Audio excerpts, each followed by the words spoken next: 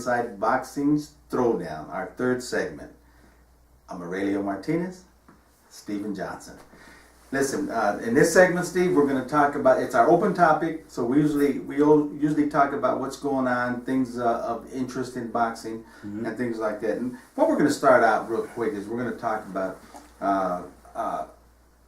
this Canelo Triple G thing that to the point where I don't even want. I'm not interested anywhere. If it happens, it happens.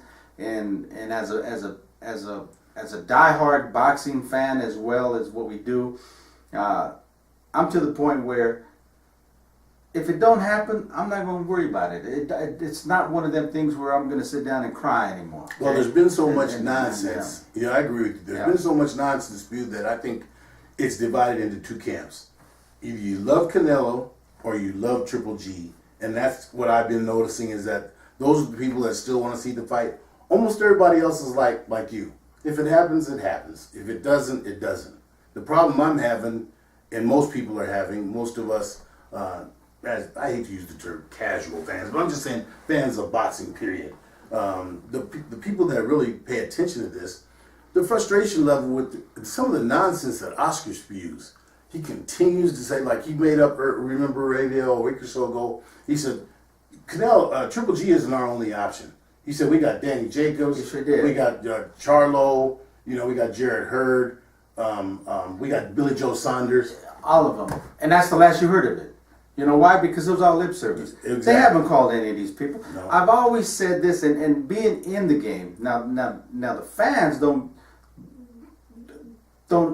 understand the inside of the game and how it works. They just love the sport. Right. Okay?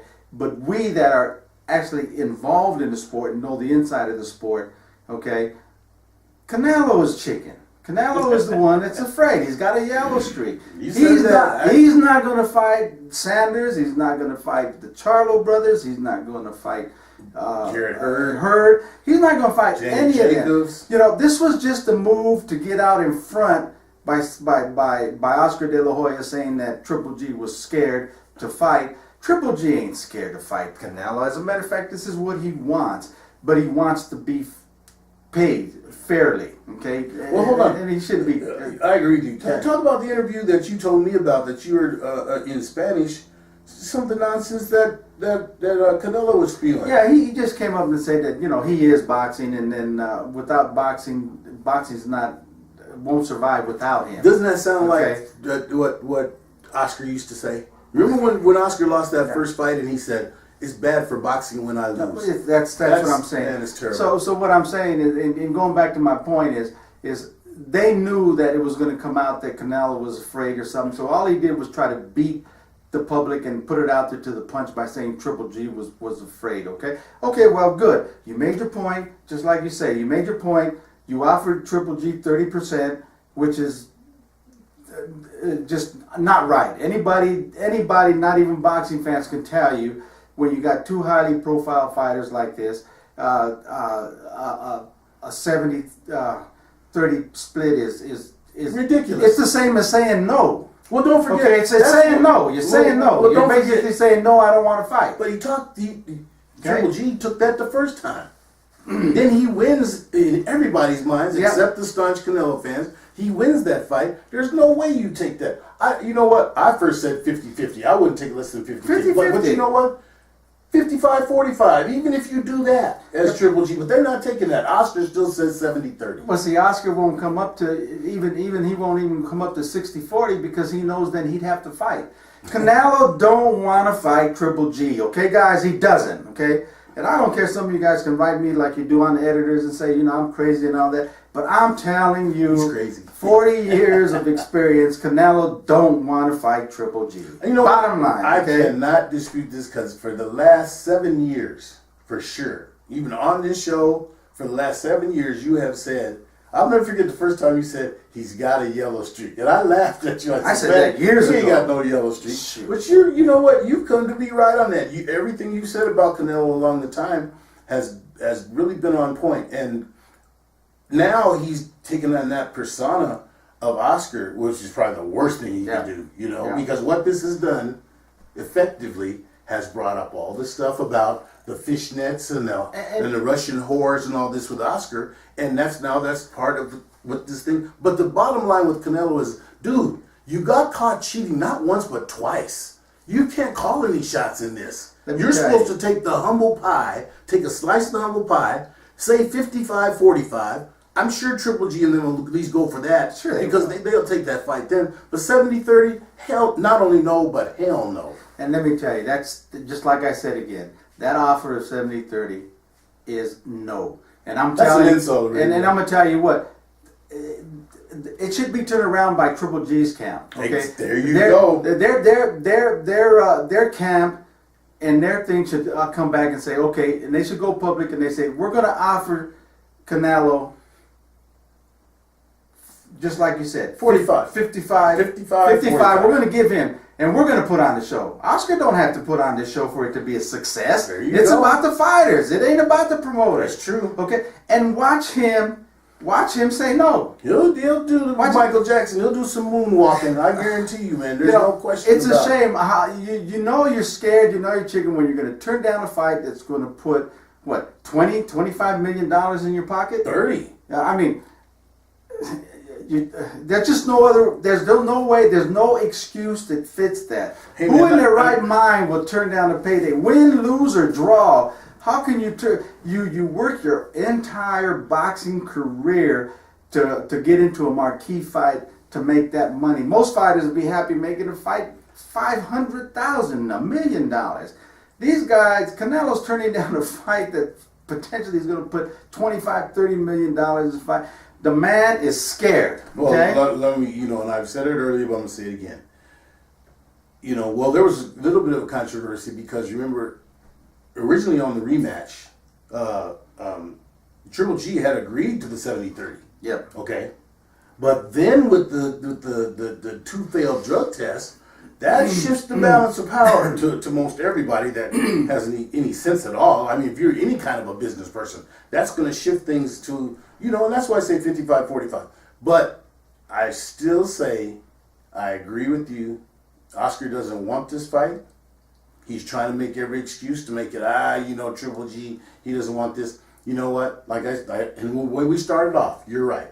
Oscar, since you're the one who said it, if you got, you've got things going with Billy Joe Saunders is the one right now. Really is kind of like the forgotten guy. And he'll fight either one of them. He'll fight any of them. He'll fight either one of them. But let's see the Oscar make the offer with him. But you know what? It won't happen. Yeah, I agree with you. That's lip service. I'm telling you, that's lip service. I think we have seen the decline of Canelo. I don't think he'll even be on the scene any much longer because now, especially in this fight, if they're going to be talking about a rematch with Triple G, Canelo knows right now he'll have to fight that fight without his crutch, and I'm talking about the drug enhancing, the clenbuterol. He'll have to fight it with that because naturally he's going to be tested every week.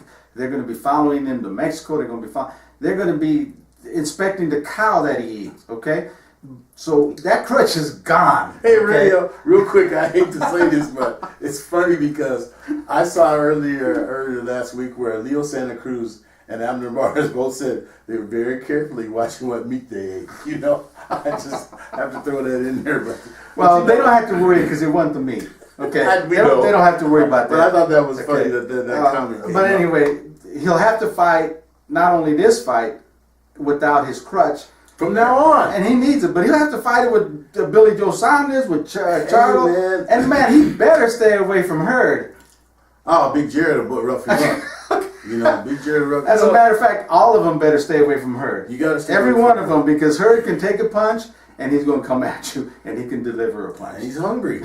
Man. He's slow, but what helps him is you can't hurt him. He's hard. And he's going to come right He's a hard man. I've told you before over the years, there's certain guys that are just a hard man. And a hard man, it makes he's that immovable object. Exactly. And when you come up against him, oh man. Growing up in the hood, we used to say, what do you do when you grab a 2x4?